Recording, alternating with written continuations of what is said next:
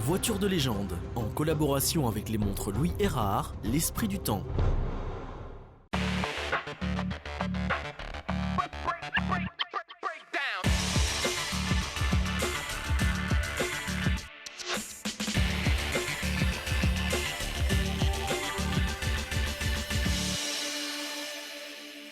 Bienvenue dans Voiture de légende pour ce joli mois de mai avec les grands classiques de cette saison belge automobile des rallyes, en l'occurrence l'ING Ardennes Rose qui propose comme tous les ans un plateau absolument magnifique avec des vieilles anglaises, des Bentley, des Aston Martin et bien d'autres voitures d'époque, d'avant-guerre ou des belles GT des années 50 ou 60 pour ce parcours sur 2 jours dans les belles Ardennes belges et luxembourgeois cette année pour cette 10e édition. Mais avant de suivre ce rallye en particulier, nous allons nous intéresser au grand événement du mois d'avril. C'était évidemment le Tour Auto, le fameux Tour de France.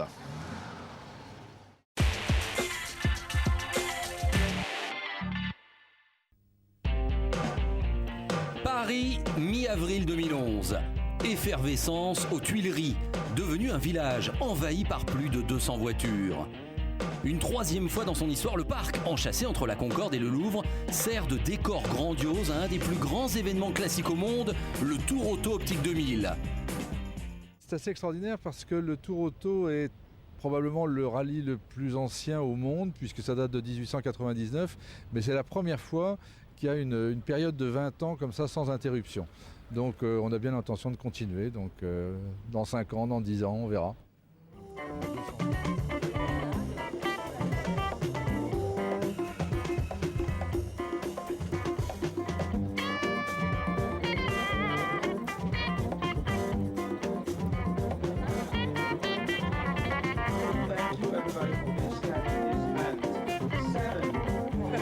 Voilà, on est parti maintenant.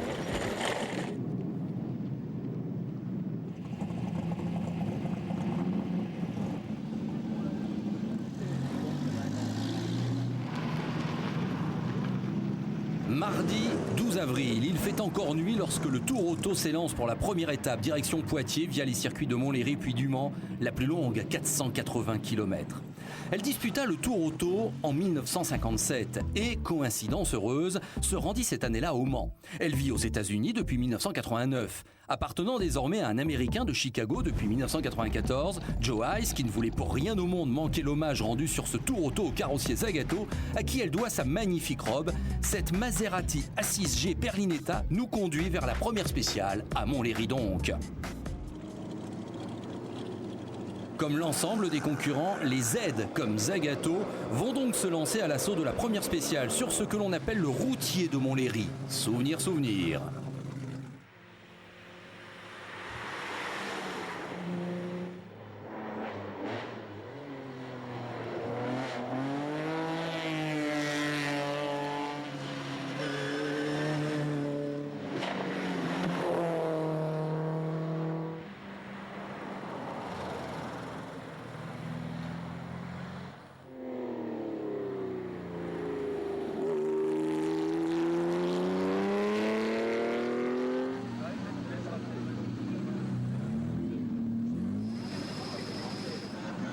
Puis direction Le Mans, en passant par la Ferté-Bernard.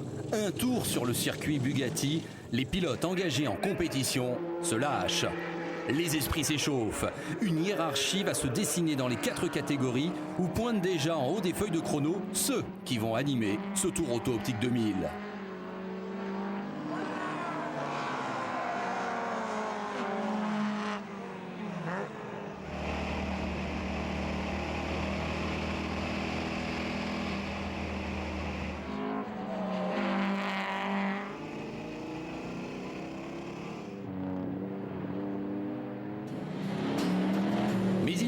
Quitter la Corrèze et Objat, direction Bordeaux.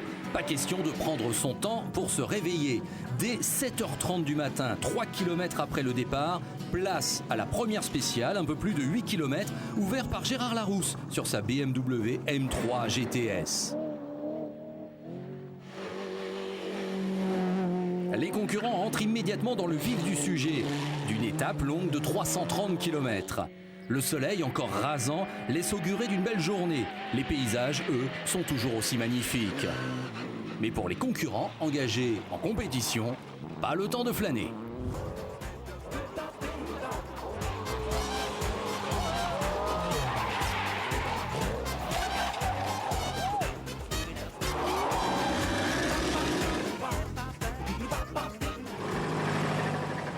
En compétition et VHC, le circuit de Haute-Saintonge est décidément favorable au V8 de toutes origines. Bernard Salam et sa Corvette, Ludovic Caron ou Richard Mille, mais aussi Paul Knapfield ou la famille Entremont s'imposent.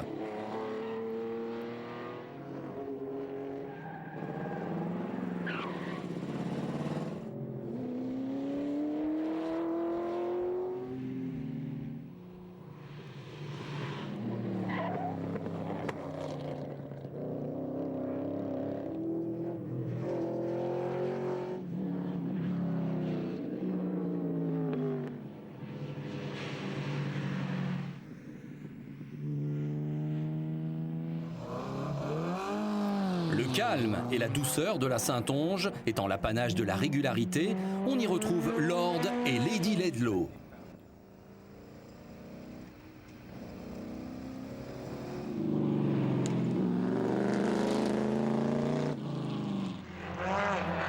Impossible pour le Tour Auto Optique 2000 d'aborder le Bordelais sans passer entre les vignes. Posées sur leurs pieds parfois plus vieux que les voitures, elles les regardent se faufiler entre elles, pensant sans doute que les concurrents n'auront pas roulé en vain pour déguster la spéciale depuis Seguin. Bordeaux, enfin, où l'on apprécie le charme et l'hospitalité de son patrimoine mondial, qu'est la place des Quinconces. Hommage aux hommes de l'ombre, ces mécaniciens qui se jettent sur et sous les autos pour leur redonner l'envie de repartir le lendemain.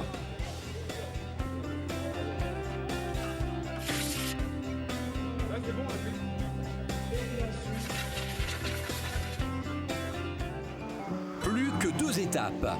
Modification importante aux concurrents engagés en régularité de s'élancer cette fois les premiers. Un peu moins de repos pour les uns, un peu plus de sommeil pour les autres.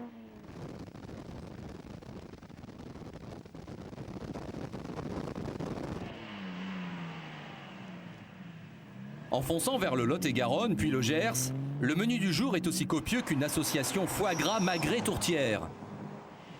Dans les coteaux macariens, le hors-d'œuvre, Irvine Ledlow et son Aston Martin DB4 GT Zagato l'emportent devant la Ferrari de Christian Fleury et la Ford Mustang de Jean-François Nicoul. 8 petites secondes séparent ce dernier de John Ruston avant la dernière étape.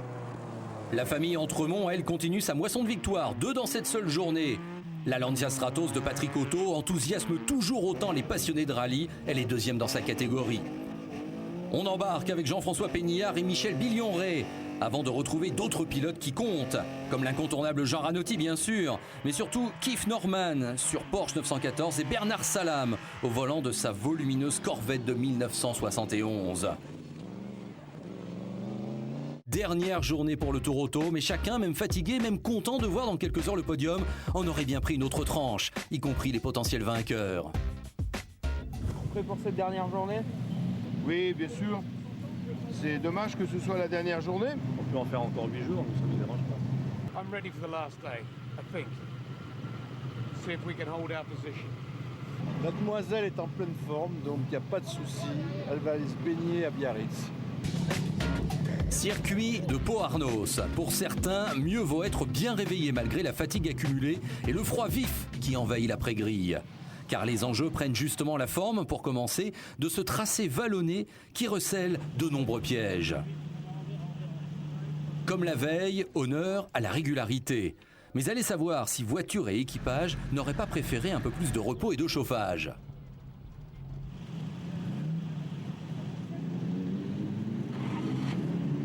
En tête de son plateau, mais surtout au volant de sa Porsche, c'est John Ruston, un des premiers à rouler sur la piste.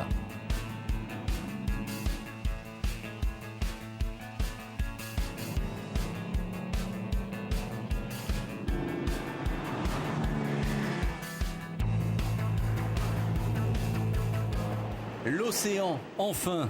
Biarritz, baigné comme l'ensemble du parcours par un soleil radieux.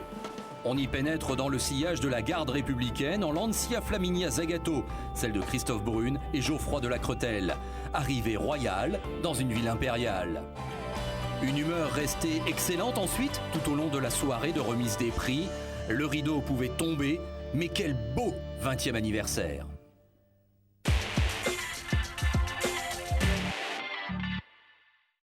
Le Tour de France Auto, c'est vraiment un événement exceptionnel. C'est un musée vivant, 250 voitures parmi les plus exceptionnelles qui soient sur la planète, sur la route. Jean-François de Villers, nous sommes ici au départ de l'ING Ardennes Roads, qui est quand même le fleuron des rallyes classiques en Belgique. Est-ce que pour vous, le Tour Auto, c'est un exemple à suivre, un modèle ? Dans son organisation, oui. Maintenant, la différence, ce sont les voitures, puisque là, ce sont plutôt des voitures de sport et qu'en plus, elles font du circuit. Des voitures préparées, mais c'est vrai que tout ce que fait Peter Otto, c'est un rêve d'arriver à ce niveau-là. Alors vous savez qu'ils seront dans pas longtemps à Spa pour le Spa Classics en cette fin de mois de mai. Jean-François, parlons de l'ING Ardennes Roads parce qu'on est quand même fiers aussi de nos réussites belgo-belges. C'est le 10e anniversaire, 10e édition cette année. Comment faites-vous pour allier qualité et quantité ? Ça c'est les années, c'est le travail, la fidélité des clients, la confiance qu'ils ont dans l'organisation et l'équipe qui reste stable.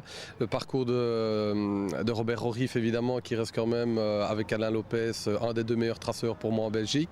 Donc voilà, on tient compte de la qualité des routes pour attirer les belles voitures sur notre parcours et puis l'encadrement avec les hôtels, les repas de midi, enfin voilà, c'est un peu un mix de tout ça qui fait que les clients viennent chez nous. Alors par rapport aux qualités de route et au paysage bucolique, une première cette année, Jean-François, c'est direction Luxembourg. Exact, en fait on a toujours tourné entre guillemets en Ardennes. Il y a juste 2 ou 3 ans nous sommes allés en Allemagne dans l'Eiffel faire un petit tour là-bas, on trouvait ça magnifique. Et pour le 10e anniversaire il fallait trouver quelque chose d'un petit peu différent tout en ne changeant pas la formule parce que la formule du week-end plaît. Et donc on a pris les contacts au Grand-Duché, on nous a accepté les bras ouverts, donc on a décidé d'aller rouler par là. Alors une autre clé de votre succès, c'est ce format justement ramassé 2 jours. C'est ce qui plaît à cette clientèle qui n'a pas toujours peut-être le temps de loisir suffisant pour profiter complètement de ses ancêtres. Ah, j'en suis convaincu, je crois que c'est la clé du succès de cet événement, puisqu'il y a 10 ans, quand on a lancé l'ING Ardennes Roads, ce qu'on voulait, c'est arriver à une qualité du Liège-Rome qui à l'époque était organisée par Alain Defal et qui pour moi était la référence des rallyes en Belgique, mais tout en se disant que tout le monde n'avait pas une semaine à s'offrir, et donc on a voulu essayer d'avoir les mêmes standards de qualité, mais sur un week-end. Et c'est ce qui plaît aux personnes effectivement, surtout en début d'année. Après, bon, ils prendront des semaines de vacances dans le sud de la France avec leur voiture, mais à la sortie de l'hiver, ça reste un bon décrassage, je vais dire. Parfait, merci Jean-François, bonne chance pour cette 10e édition sous le soleil au départ de cette bonne ville de Spa. Voici l'ING Ardennes Roads.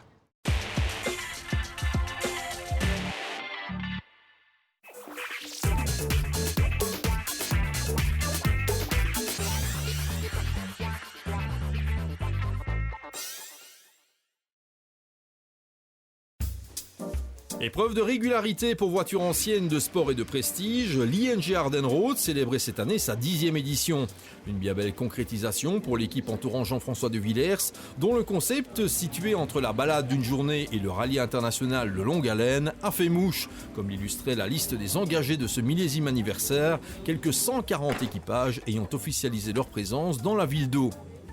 C'est un peu la concrétisation d'une grande aventure et puis ce qui change, fondamentalement non, mais c'est le parcours. On a décidé d'aller jusqu'au Grand-Duché de Luxembourg.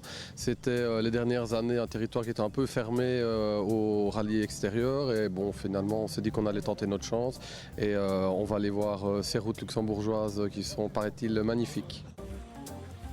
L'ING Ardennes Roads mérite davantage l'appellation challenge que course proprement dite, ce qui n'empêche pas les différents équipages de s'affronter sur une base de régularité.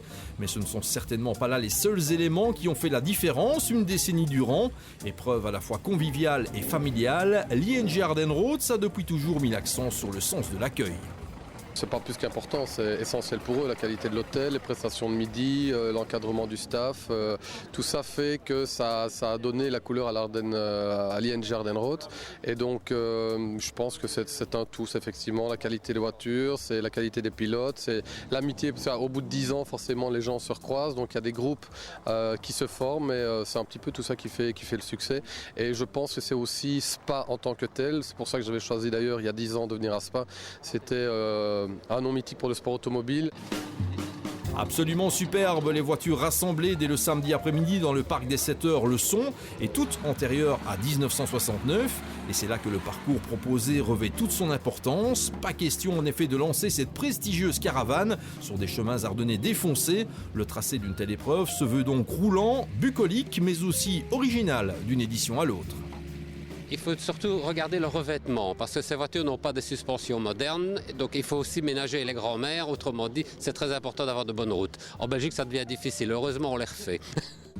Dès le samedi matin, les voitures se présentaient sous le portique de départ, prêtes à avaler une étape plutôt costaud, longue de 360 km, qui constituait une première, dans la mesure où les équipages mettaient le cap sur le Grand-Duché de Luxembourg.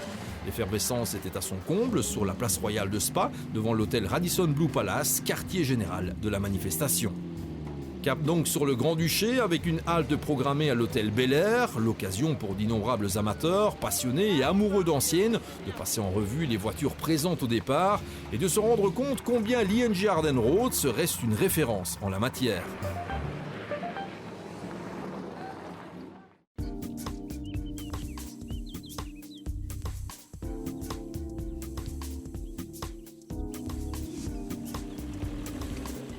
Cette année encore, pas moins de 9 avant-guerres étaient de la partie, dont plusieurs Aston Martin de la belle époque.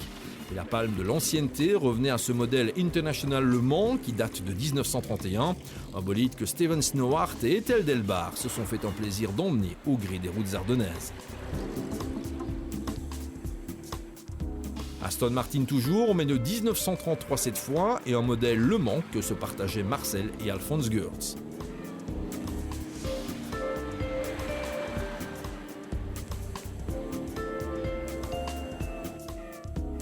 Autre célèbre marque issue du royaume de sa gracieuse majesté, Bentley était cette année représentée par un Open Tourer de 1934, mais aussi cette Derby Bentley de 1938 que se partageaient Alain Janssens et Luc Bresselers.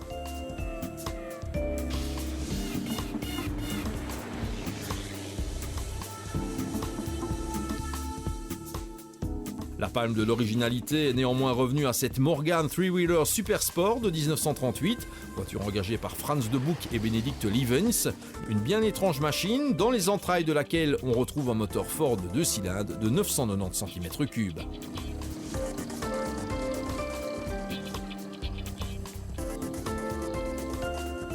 De la période de l'immédiate après-guerre, nous sont arrivés plusieurs Bentley, qu'il s'agisse des Mark IV Special ou Special One, datant de la fin des années 40.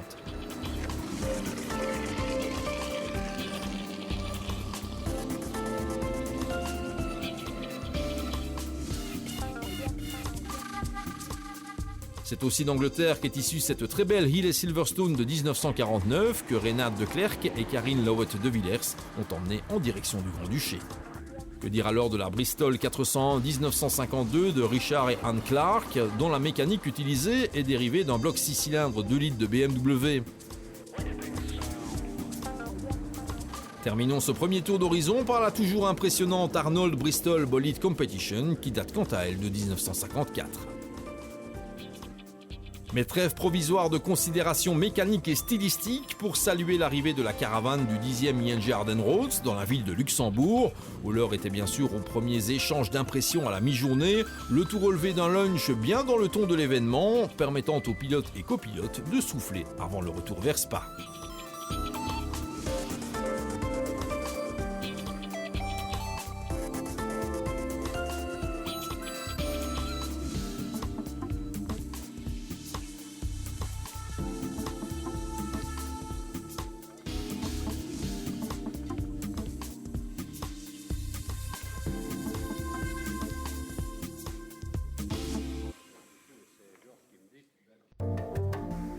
Incontestable marque de fabrique de l'ING Ardennes Roads, la convivialité était plus que jamais au rendez-vous cette année, d'autant que de nombreux équipages sont en fait composés de couples se retrouvant avec délectation le temps d'un week-end de prestige au cœur des Ardennes. À témoin, Christian Van den Einde et Patricia Glissou sur cette Porsche 356 à cabriolet 1958.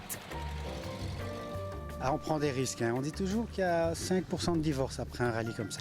Mais on ne sera pas dans ce pourcentage-là. Mais j'essaye pas de le faire obéir. Mais en voiture, là, il doit m'écouter, c'est tout. On discute pas. Comment est l'ambiance de la voiture? C'est parfois tendu. En régularité, c'est tendu. On n'a pas le temps de regarder le paysage, ça c'est certain. Si les avant-guerres focalisent en toute logique l'attention des observateurs, l'ING Ardennes Roads c'est aussi le repère de joyaux arrivés en droite ligne des 50s et des 60s.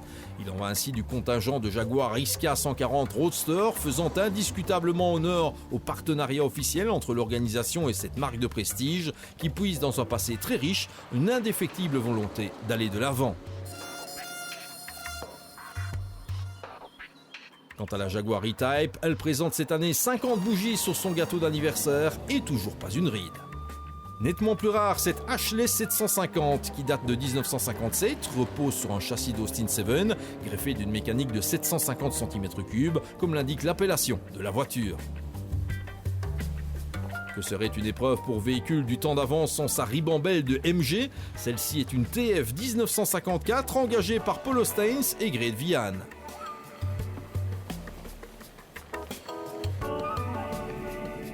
Une réflexion qui vaut d'ailleurs pour les Austin Healey, à l'image de cette 104 1956 de Patrick Merville et Jeff Bruggeman.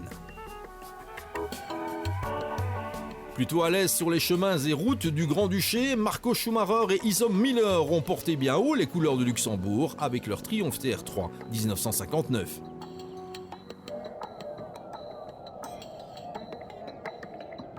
En matière de lignes remarquables, la Mercedes 190 SL n'a de leçons à recevoir de personne, surtout en version découvrable. Que dire alors de la Porsche 904 GTS de Jean-Claude et Jacques Castelin, qui reste une voiture incontournable sur la scène sportive. En plus, moi j'ai mal à mon derrière, et quand la suspension est un peu lourde, hier c'était assez fatigant. Bon, aujourd'hui on va s'arrêter tôt, donc ça va aller pour aujourd'hui. Mais hier c'était quand même assez long. Parlez-nous de votre voiture. C'est une voiture de 1964, c'est une Porsche 904. Il y en a eu 122 faites. C'est la numéro 35. Et on a un moteur 6 cylindres de 2000 cm3 dedans. À l'issue d'une soirée de gala organisée au casino de Spa, mais aussi et surtout d'une bonne nuit réparatrice, les équipages se remettaient en action dimanche matin pour 200 km à travers les Hauts-de-Fagne. Cap sur le prestigieux château de Harzé où était programmée la halte de la mi-journée.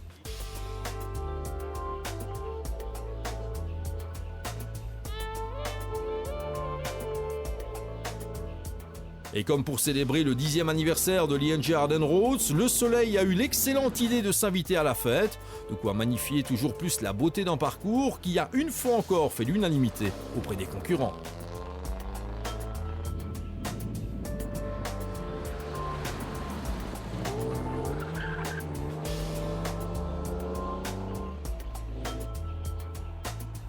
D'un point de vue sportif, cette édition du 10e anniversaire a été tout simplement remarquable, permettant à la Triumph TR4 de Joris Kegels et Chris Proth de jouer la gagne jusqu'au bout.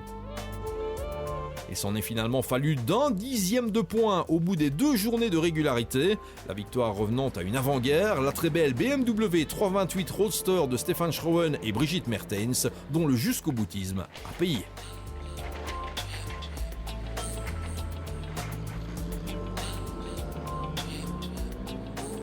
Et pour compléter le top 3 général, rien de tel qu'un duo de célébrités, avec au volant de cette Porsche 911 1965 Willy Braillard et à sa droite Christian Delferrier. C'est parfois électrique, mais ça c'est le rallye de régularité. Ah non, on s'amuse beaucoup, les routes sont magnifiques et on a fait quelques petites boulettes comme tout le monde. Donc non, c'est très sympa. On est toujours tous les deux de bonne foi. Mais bon, il y a des petites astuces dans le roadbook et pas toujours très facile à expliquer, disons. Surtout quand on arrive, qu'on voit le contrôle et qu'on dit qu'il faut d'abord prendre à droite avant d'aller au contrôle. Est-ce que c'est lui qui ne comprend pas ou c'est vous qui expliquez mal? Oh, probablement les deux. Du côté de la catégorie post-war, victoire de la Porsche 356A 1957 de Jean-Gabriel de Koning et Fabrice Riedweger, excellent 4e du classement général. Ils précédaient dans leur catégorie l'Austin Hill Sprite Frugai 1959 de Nick Van Praag et Nathan Van de Kerkhove.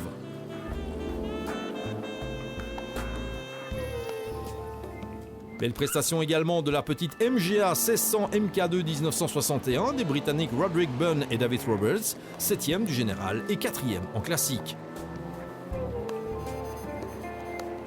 Grand habitué des épreuves de régularité pour voitures anciennes dans notre pays, Michel Limpoul, accompagné de Martin, intégrait également le top 10 final avec cette Lancia Fulvia 1969.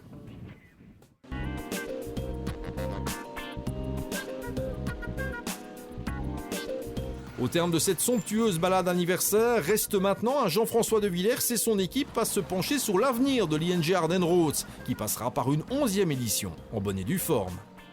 On reste motivé parce que voilà, c'est notre bébé et quelque part c'est la joie et la satisfaction d'avoir créé quelque chose alors que bon, le destin m'y prédisposait peut-être pas. On a d'autres organisations derrière aussi qui nous redonnent un peu de coup de challenge, mais ma philosophie de travail, c'est que pour moi, rien n'est jamais acquis. Donc, chaque événement, chaque rallye, l'ING particulièrement, pour moi, c'est une première fois parce que je ne veux surtout pas que les gens se disent bah oui, on a déjà fait 3-4 fois, c'est terminé, on n'ira plus. Donc, il faut maintenir l'intérêt. En attendant l'échéance 2012, restent les souvenirs d'un 10e anniversaire qui a fait honneur à la réputation de l'épreuve. Rendez-vous au printemps prochain.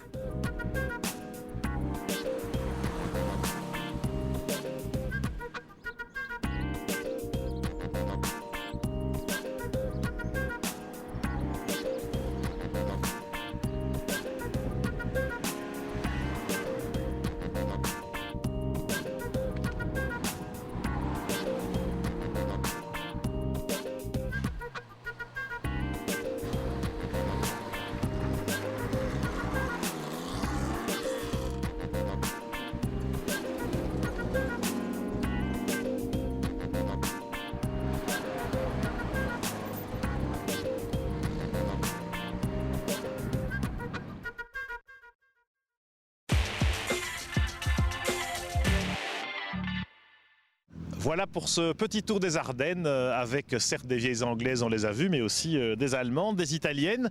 À propos d'Italie, eh bien, nous avons rendez-vous le premier week-end de juin, comme le veut la tradition, avec le meeting Spa Italia sur le circuit de Francorchamps. Cette année, le thème choisi, eh bien, c'est la marque De Tomaso, qu'on se le dise. Il y aura aussi le rallye des 1000 virages qui passera par là le dimanche 5 juin. Rendez-vous donc tout au long de cet été pour les rendez-vous classiques sur nos routes et nos circuits. Et le rendez-vous habituel chez nous, eh bien, c'est le dernier jeudi du mois comme d'habitude. D'ici là, eh bien, bonne route et amusez-vous bien.